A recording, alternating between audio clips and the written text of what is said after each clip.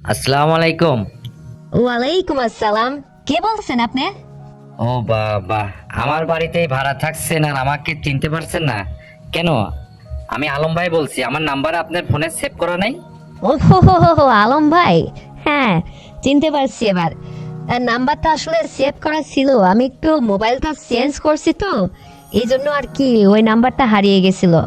যাই হোক, কি বিষয়ে ফোন করছেন ভাইয়া? আমি আসলে ফোন করছি, ভাড়ার টাকাটা তো দিতে হবে নাকি?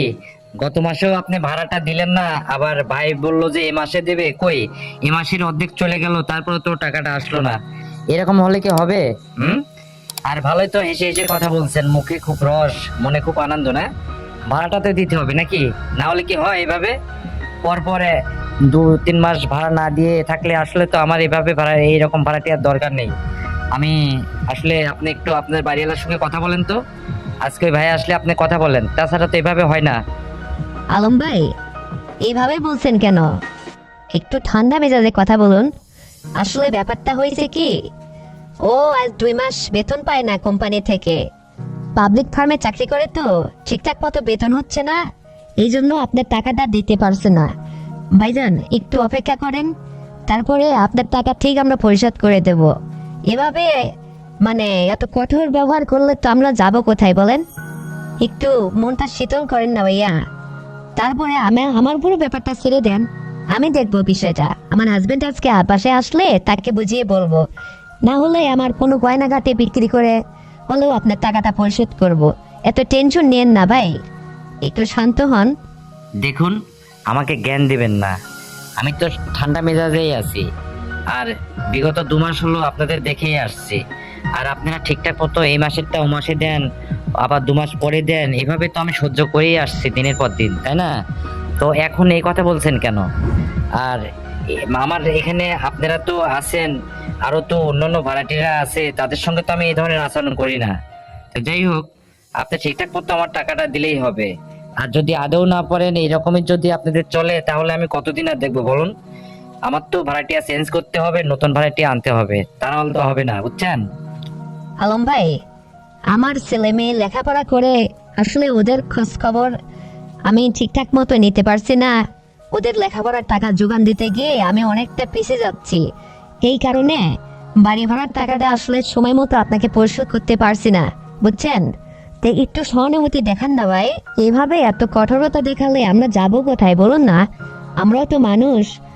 আর আপনি তো অনেক বড় লোক, আপনার অনেক বাড়ি গাড়ি টাকা পয়সা আছে। একটা বাড়ির মাঠে এমন এমন হলে একটা কি হয়?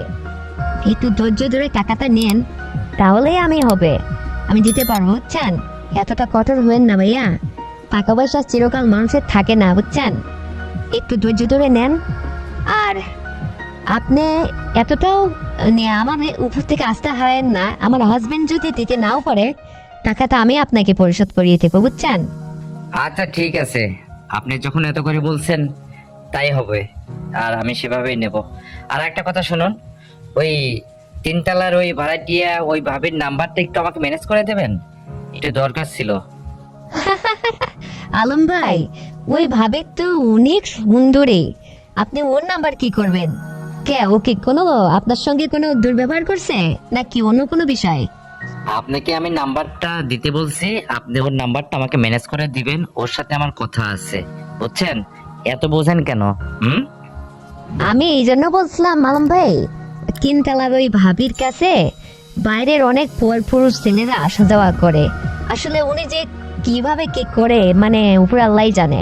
আমার কেমন যেন একটু সন্দেহ হয়, বুঝছেন? আরে, ও তো আমাকে ভাড়া টাড়া ঠিকঠাক মতো দেয় না, আর এই জন্য তো ওর নাম্বারটা আমার দরকার, বুঝছেন? মানে ওর সাথে যদি দেখি অন্য কোনো অন্য উপায়ে যদি ওর ভাড়ার টাকাটা পরিশোধ করে উসুল করে নেওয়া যায়, এই জন্য আর কি বলছিলাম। তো যাই হোক, আপনি ওর মোবাইল নাম্বারটা একটু আমাকে জোগাড় করে দিলেই হবে, হ্যাঁ? আলম ভাই, ব্যাপার কি? মোবাইল নাম্বার দিয়ে আপনি অন্যভাবে, মানে সে আবার কি, কিভাবে নেবেন? হ্যাঁ, বুঝি না মনে হয়। আমিও বুঝি। হ্যাঁ, আমরা তো আর কারো চোখে পড়ি না, যত তিনতলার ভাবি মানুষের চোখে পড়ে। তার মানে কি? এটা আবার আপনি কি বলেন? আমি ভয় পেয়ে আপনাকে কিছু বলতে চাচ্ছি না, আরে তো দেখছি না চাইতেই জল, বাহ। আরে আপনি কি চোখে পড়বে না কেন? আপনি তো অনেক সুন্দরী, মাশাল্লাহ, অনেক দেখতে শুনতে মাশাল্লাহ সুন্দরী।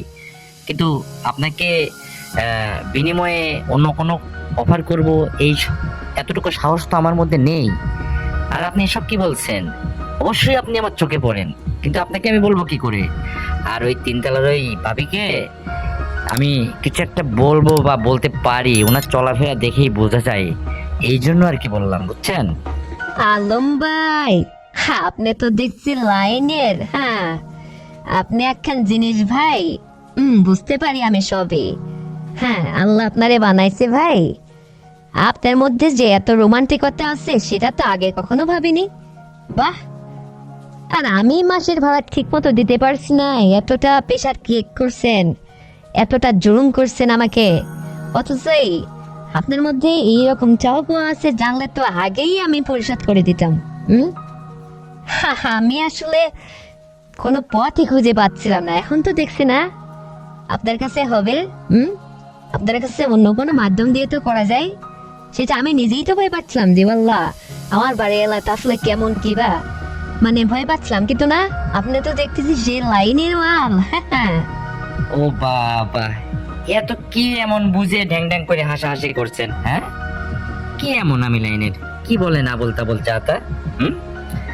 আরে আমি ওই তিনতলার ওই ভাবির কাছ থেকে ঠিকঠাক মতো মাসের ভাড়ার টাকাটা আদায় করে নেবো, এই জন্য আর কি বললাম।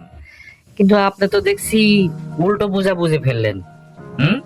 তাহলে কি আমি তিনতলার ভাবির খোঁজ করবো না? আপনাকে দিয়েই হবে সব আমার? হ্যাঁ, চাইলেই হবে।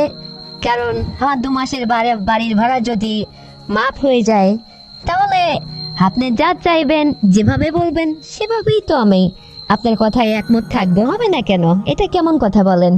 আরে তিনতলার ভাবি যদি পারে তা আমি পারবো না কেন? আপনি তো আসলে আমাকে বুঝতে ভুল করছেন। আরে আমিও তো ওই রকমই একটু একটু। তা না হলে কি আর এই এত বড় সংসার ম্যানেজ করে এই ফ্ল্যাট বাড়িতে ভাড়ার থেকে আমি চলতে পারি? আপনার বোঝাই ভুল আছে। আর আপনিও যেহেতু এরকমটাই চাইছেন, আমার জন্য ভালোই হলো। মানে কখনো মাসের ভাড়া দিতে হবে, কখনো ওইভাবেই আমি পরিশোধ করে দেব। আরে আমি আপনার কথাই একমত। আপনি আমাকে এই সাহস করে বলেই দেখুন বা। এমন বোকা, বোঝে না। তার মানে আপনি বলতে চাইছেন আমি তিনতলার ওই ভাবিকে কি অফার করতে চাইছি সেটা আপনি ডাইরেক্ট এভাবে মেন করে বসছেন? হ্যাঁ, মনে করেন এটাই সত্যি, কিন্তু ওইভাবে কি আপনিও রাজি? আরে আপনি হলে তো তিনতলার ভাবি লাগবে কেন? আপনার থেকে শুরু হোক, আপনার ভাড়া দেওয়া লাগবে না। আপনার 2 মাসের ভাড়া আমি একবারে মাফ করে দেবো। বলেন আপনি রাজি কিনা? আপনাকেই আগে দেখে নিই, তারপরে ওকে দেখবো। বলেন আপনি কি রাজি? ও বাবা। তার মানে আমি রাজি থাকলে কি আমার ওই 2 মাসের ভাড়া মাফ হয়ে যাবে?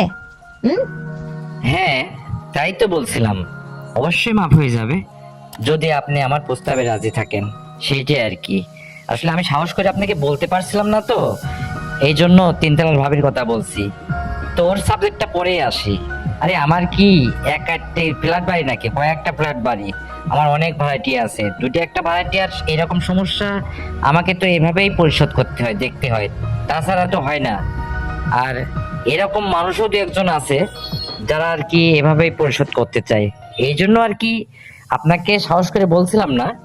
তো আপনি যখন নিজেই ধরা দিলেন, হ্যাঁ এভাবেই, আপনি এইভাবে যদি আমার প্রস্তাবে রাজি হয়ে যান, তাহলে আপনার 2 মাসের ভাড়া মাপ, ব্যাস। এর মধ্যে কি কোনো সন্দেহ আছে আপনার? আলম ভাই, এইরকম হলে তো আমি মহা খুশি। কারণ আমার মতো এত অল্প আয়ের মানুষ এত বড় ফ্ল্যাটে কি আর থাকার মতো ভাগ্য আছে বলুন? আপনি যদি এভাবে একটু সুযোগ দেন না, তাহলে আপনার ফ্ল্যাটে অনেকদিন যাবত থাকতে পারবো। আর আমি আমার ছেলে মেয়ের লেখাপড়ার খরচ ওদিকে যোগান দিতে পারবো, তাহলে একটু সুবিধা হবে। যদি আপনি একটু সুযোগ আমাকে দেন, বুঝছেন, আমার ভালোই হলো। তবে এটা যেন আপনার ভাই অর্থাৎ আমার হাজবেন্ড বা অন্য কেউ যেন বুঝতে না পারে। আসলে যখন ওই বাড়িটা একদম নিরিবিলি ফাঁকা থাকবে না, তখনই আমি আপনাকে ডাকলে আপনি আসবেন, তাহলেই হবে। আপনার কথাই থাকলো। তো ঠিক আছে, আমি আপনাকে ওই সুযোগ বুঝে একদম নিরিবিলি হয়ে সুযোগ বুঝে ফোন করলে আপনার ঠিক আমার কথায় মানে একটু সাড়া দেবেন, আমার বাসায় চলে আসবেন, তাহলেই হবে, বুঝছেন? আমি আপনার কথাই একমত এবং আমি মহা খুশি হয়ে গেলাম যে আমার বাড়ি ভাড়ার একটা পরিশোধের কৌশল পেয়ে গেলাম, বুঝছেন? আর আমার জন্য আমি তাহলে একটু দীর্ঘমেয়াদী আপনার ফ্ল্যাটে থাকতে পারলাম, এটাই আর কি। তো ঠিক আছে আলম ভাই, আপনি কি আর কিছু বলবেন? আমি আর কি বলবো, তবে একটা কথা শুনুন। আপনি নিজেই যখন রাজি আছেন, তাহলে তো আমার গল্পটা শেষ। এখন ওই তিনতলার ভাবিকে আর এই মুহূর্তে কিছু বলার দরকার নেই, বুঝছেন? যখন প্রয়োজন হবে তখন আগে আপনাকে পরিশোধ করে নিই, তারপরে ওকে দেখবো। হুম। ওরে বাবা, অত সহজে আমি তিনতলার ভাবির কাছে আপনাকে ধরা দিতে দেব না। আমি আছি না? হ্যাঁ, আমাকে আগে আমার পর্ব শেষ করুন, তারপরে পরের চিন্তা ভাবনা। আপনাকে কি আর অন্য কারো কাছে আমি ছেড়ে দেব আর যাওয়ার সুযোগই দেব না? আমি যখন আসছি যতদিন এই ফ্ল্যাটে, অতদিন আমার সঙ্গেই আপনি, বুঝছেন? কারো কাছে আমি যেতে দেব না, বিষয়টা মাথায় রেখেন। আর অনেক কথাই তো হলো, আমার হাজবেন্ড বাসে আসার সময় সময় হয়ে গেছে। হ্যাঁ, তো এখন আমি রাখতেছি। আপনার সঙ্গে কালকে নিরিবিলি একসময় ফোন করে কথা হলে বিস্তারিত আমি আপনাকে সময় সুযোগটা বলে দেব।